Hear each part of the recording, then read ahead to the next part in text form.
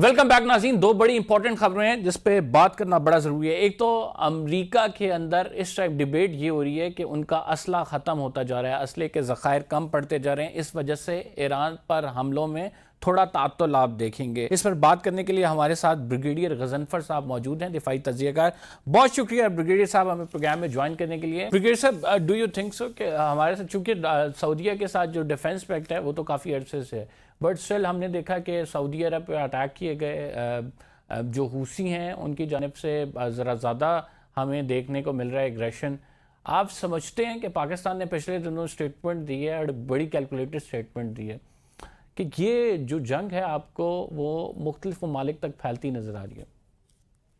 वो फैल कर रही है। देखिए ना, जब आपने जैसे मैंने आपसे अर्ज किया कि कल एक खबर चल रही थी, मैं उसकी वेरोसिटी तो चेक नहीं कर सका, लेकिन ये आ रही थी कि जी कुवैत ने और बहरीन ने भी ईरान को रिस्पांस किया है और उसकी जो इंटेलिजेंस है वो यूएई ने प्रोवाइड की है। तो साफ जाहिर अगर वो जवाब दे रहे हैं तो फिर इसका दायरा इख्तियार बढ़ गया। फिर जैसे आपने हौथीज का जिक्र किया और हौथीज के साथ आपने जिक्र किया सऊदी अरब का, कि सऊदी अरब जो है वो उसके ऊपर हौथीज ने हमले किए और कल भी ये भी खबर चल रही थी कि अरामको के ऊपर भी हमला हुआ है। तो उससे पहले भी सऊदीज की और हौथीज की लड़ाई तो जारी रही है ना, और काफी हद तक रही है। उस वक्त भी पाकिस्तान को कहा गया था कि आप इसमें ज्वाइन करें, तो पाकिस्तान ने उस वक्त ज्वाइन नहीं किया था क्योंकि पाकिस्तान की अपनी बड़ी कंपल्शन थी। अब बात यह है कि अगर हौथीज हमला कर रहे हैं मिसाइल से, तो साफ Saudi Arab should respond with the missiles जो उनके पास है, क्योंकि ग्राउंड असॉल्ट तो हो नहीं रहा। पहले भी जो हौथीज के खिलाफ हमला हुआ था वो एयर बाय एयर, यानी आपने देखा कि या तो मिसाइल लॉन्च किए गए थे या एरियल अटैक्स किए गए थे। तो अभी इसमें सऊदी अरब के पास अपनी भी कैपेबिलिटी बड़ी है, मिसाइल टेक्नोलॉजी बड़ी है, उनके पास एयर टेक्नोलॉजी बड़ी है, जिसमें अब 35 अमेरिकन से उन्होंने लिए हुए हैं जो सऊदी पायलट्स उनको फ्लाई करते हैं। अभी तक वो कोई रिस्पॉन्स पैरामीटर नजर नहीं आया सऊदी अरब की तरफ से। तो वो उसमें मैं ये समझता हूँ कि पाकिस्तान को डिप्लोमेटिकली इसमें एक रोल प्ले करना चाहिए और Pakistan should make Iran to make. Brigade साहब, दूसरी खबर भी बड़ी कंसर्निंग है। कैस्पियन सी की अगर बात की जाए, यूक्रेन ने हमला किया है ईरानी शिप पर। बज़ाहिर ईरान का फ्लैग लगा हुआ था, लेकिन अकॉर्डिंग टू यूक्रेन कि वो रशियन शिप थी और वो असला लेके जा रही थी। जबकि ईरान कहता है कि हम जो है इस हमले का जो है वो जवाब देना चाहते हैं और सही टाइम पर जवाब देंगे। किस तरह से देखते हैं इस डेवलपमेंट को? आपको पता है कैस्पियन सी का एक कॉर्नर तो जाके रशिया से मिलता है, और रशिया और ईरान के दरमियान असले की फराहमी और टेक्नोलॉजी और बहुत सारी चीजें चलती रही हैं, और वहां से फिर चाइना से भी चलती रही हैं। तो इट्स पॉसिबल जो शिप जा रहा था रशियन था और उसके ऊपर ईरान का फ्लैग लग सकता है, या तो ईरान का शिप हो जो रशियन के पास या रशियन से कुछ असला लेके आ रहा हो या वहां लेके जा रहा हो। और अगर उन्होंने ईरान ने कहा है कि वो रिस्पॉन्ड करेंगे यूक्रेन के खिलाफ, तो वही मैं आपसे कर रहा हूँ ना, फिर उसका जंग का दायरा कार और बढ़ जाएगा। फिर यूक्रेन के खिलाफ अगर वो हमला लेकिन करते हैं लेकिन तो ब्रिगेड साहब, पॉसिबल ईरान के पास ऑप्शन क्या है? Because Ukraine is quite far. आप कैस्पियन सी से ही आप वहाँ पे कुछ अटैक कर सकते हैं, बट अगेन जो अगर यूक्रेन पे अटैक किया तो आप नहीं समझते कि वो तो एक बड़ी बिग गेम में एंटर होने की वो कोशिश होगी? मेरा ख्याल जो चीजें जिस तरह रही है उसमें वो रशियन यूक्रेन पे हमला करेंगे, और ईरानियन जो है वो स्टेटमेंट की हद तक तो मुझे ठीक नजर आता है, लेकिन कैपेबिलिटी वाइज जो है वो मैं उसको फोर्सी नहीं करता। बहरहाल अपना और ईरानियन की। मेरी मेरी अंडरस्टैंडिंग के मुताबिक आप बेहतर तरीके से इस पर गाइड कर सकते हैं कि ये भी तो हो सकता है कि जिस तरह से ईरानी अगर हूसियों का इस्तेमाल कर रहे हैं तो फिर अमेरिकन यूक्रेनियों का इस्तेमाल कर रहे हैं कि रशिया से वो असला ना आए।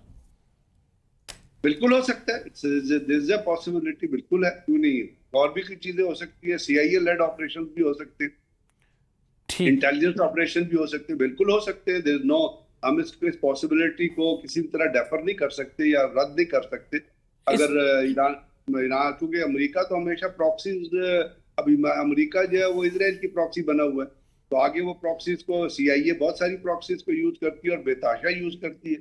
सीआईए का तो काम ही दुनिया में तबाही और बर्बादी फैलाना, और प्रॉक्सीज को यूज करके, टारगेट किलर्स को यूज करके, असैसिन्स को यूज करके जो थर्ड कंट्रीज में होते हैं वहाँ हर किस्म के वो क्राइम करवाते हैं और हर किस्म के क्राइम करते हैं। तो बिल्कुल देयर इज अ पॉसिबिलिटी कि वो यूक्रेनियन को इस्तेमाल करें। एक और बड़ा अहम इशू जो कि सऊदी अरब से रिलेटेड है कि सऊदी अरब को इब्राहिम अकॉर्ड में शामिल होने का कहा गया है अगर वो यूरेनियम इनरिचमेंट करना चाहते हैं। ये सऊदी अरब ने फैसला ले लिया है, पहले ही फैसला ले लिया उन्होंने। उनकी बड़ी क्लियर स्टेटमेंट आ गई है, उन्होंने कहा कि जी किसी भी तरीके से हम जिस तक पैलेस्टीन का फासला नहीं होता, ना हम अपनी सिक्योरिटी पे समझौता करेंगे, ना हम ऐसे किसी डील का हिस्सा बनेंगे जिसमें आप हमें ये कहें कि इजराइल को तस्लीम कर लें। तो मुझे नहीं लगता कि ये लॉलीपॉप जो दे रहा है अमेरिका उनको कि आप ये अनरिचमेंट यूरेनियम दे दें, अभी इसके ऊपर इजराइल का बहुत रिएक्शन आएगा। और ये ऐसे स्टेटमेंट के हद तक तो ठीक है, लेकिन आई डोंट थिंक सो कि अमेरिका किसी भी तरह इस फेवर में है कि वो ईरान को इवन सिविल न्यूक्लियर टेक्नोलॉजी फराहम करे। वैसे भी ईरान को अगर तो इलेक्ट्रिसिटी जनरेशन या एनर्जी से ताल्लुक रखते हैं तो ईरान पहले फॉसिल फ्यूल से बहुत सारी एनर्जी पैदा करता है, और अगर आप उनके एनर्जी के एस्टिमेट्स देखें तो वो उनकी रिक्वायरमेंट से ज्यादा उनके पास एनर्जी मौजूद है जिसको वो और जगहों पर इस्तेमाल कर सकते हैं। तो ये एक लॉलीपॉप था जो अमेरिका ने उनको दिया था। आई डोंट थिंक सऊदी अरब इस किस्म की बेट मिड टर्म इलेक्शन को ब्रिगेड साहब कैसे देख रहे हैं आप? अमेरिका में जो मिड टर्म इलेक्शंस होने जा रहे हैं, जाहिर बात है इस जंग के बाद ट्रंप की पॉपुलैरिटी बड़ी जो है वहाँ पे कम हुई है, इसके साथ रिपब्लिकन्स को इसका बड़ा नुकसान होना है। एक तो बात यह है कि वहाँ पे यहूदियों का पैसा बहुत चलता है। वहाँ भी इलेक्शन ये ना समझे कि कोई फेयर इलेक्शन होते, यहाँ पे जितने डेमोक्रेट्स और रिपब्लिकन जितने इलेक्शन लड़ते हैं वो सारे यहूदियों की पेरोल पे होते हैं। जैसे वो लिंडसी ग्राम जो जन्नू वासिल हो गया, उस जैसे जो लोग हैं, या टेड क्रूज जैसे जो लोग हैं, ये पढ़ते हैं यहूदियत के पैसे पे, ज़ियोनिज़्म के पैसे।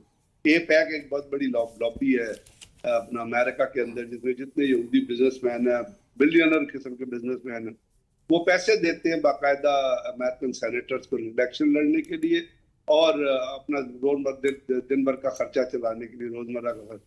तो वो they are on the payroll of AIPAC। They are, अभी आपने जो बाइडन का JD वैंस की आपने नहीं सुनी पॉडकास्ट, उन्होंने क्या कहा है कि इजरायली लॉबी पैसे लगा रही है, और वो उन्होंने साफ इंडिकेट ट्रंप के नजदीक जो लोग हैं उनको पैसे दिए जा रहे हैं। अब ट्रंप के नजदीक कौन है? ट्रंप के नजदीक जेरेड कुशनर है और उसका स्टीव विटकॉफ है। तो उनको पैसे दिए जा रहे हैं कि अमेरिका जंग बंद ना करे। इजराइल चाहता है कि अमेरिका जंग जारी रखे, और मेरे खिलाफ इससे भी प्रोपेगेंडा हो रहा है कि मैं वो काम करना चाहता हूँ जो अमेरिका ने, जो अमेरिकन पब्लिक के लिए बेहतर है। तो इसलिए वो मेरे खिलाफ प्रोपेगेंडा कर रहे हैं, और उन्होंने कहा अगर वो मेरे खिलाफ प्रोपेगेंडा कर रहे हैं तो they can go to help. तो अब ये बात चीजें, इसमें तो कोई शक नहीं है कि अमेरिका के इलेक्शन में बहुत ज्यादा पैसा चलता है। तो पैसे से इलेक्शन अगर वो जीत जाए तो और बात है। जैसे कल आप देखिए ना, अगर तो हम ये कहते हैं कि वहाँ पॉपुलैरिटी कम हो रही है और ये जंग के खिलाफ है लोग, तो जंग के खिलाफ जब करारदाद परसों पेश हुई थी सेनेट में कि जी अपना ईरान के खिलाफ जंग बंद की जाए, तो वो तो रिजेक्ट हो गई। इससे आप अंदाजा लगा लें यहूदी लॉबी का इन्फ्लुएंस कितना है। तो वो पैसे का इलेक्शन है, पैसा कितना लगाती है यहूदी लॉबी लोगों को जिताने के लिए, रिपब्लिकन्स को जिताने के लिए, और किस तरह वो बिहाइंड द डोर साजिशें करते हैं, कॉन्स्पिरेसी करते हैं, किस तरह लोगों को लेट डाउन करते हैं। वैसे तो एक बड़ी अच्छी डेवलपमेंट ये हुई है कि पेट हेग्सेट ने एक मरीन की एक ऑफिसर जनरल सिंह को फारिग किया था, अगर आपको याद हो। जी बिल्कुल। वो अभी सेनेटर इलेक्ट हो रही है डेमोक्रेट की तरफ से, हुई बड़े थिन मार्जिन से, लेकिन इलेक्ट हो गई है। तो she is coming back to Congress now, American Congress now. तो ये है दिस इज एग्जिस्टिंग, लेकिन कितना पैसा लगाते हैं यहूदी लॉबी ये और इलेक्शन का रिजल्ट, वो चीजें हैं जो देखने वाली होंगी। Thank you very much brigade साहब, हमारे साथ मौजूद है अपनी राय का इजहार कर। प्रोग्राम में फिलहाल इतना ही। कमर जैदी को इजाजत दीजिए, अगले प्रोग्राम में आपसे मुलाकात होगी। अल्लाह ने के बाद।